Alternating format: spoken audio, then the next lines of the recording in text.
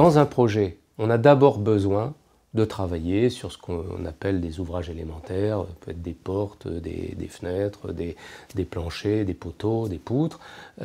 Ces objets-là, il faut pouvoir les décrire sans avoir, à ce stade-là, connaissance de la caractéristique technique ou commerciale précise. On n'a pas besoin de connaître la marque. Voilà, on a besoin d'avoir des informations minimales, mais suffisantes pour être intégrées au projet et utilisables dans les phases d'étude.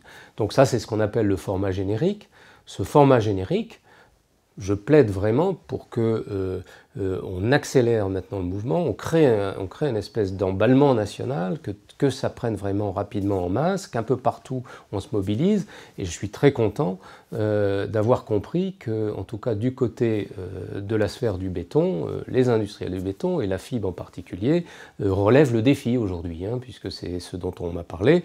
Je trouve que ça correspond à un vrai besoin d'intérêt général. Au-delà de cet effort de création de bibliothèques d'objets génériques, qui est le premier niveau, il faudra aussi démontrer bien sûr que derrière les bases de données des fabricants eux-mêmes, qui sont elles plutôt des bases de données spécifiques, des bibliothèques d'objets spécifiques, seront effectivement construites sur des formats compatibles avec les bibliothèques d'objets génériques et utilisables concrètement sur des projets de construction ou de rénovation.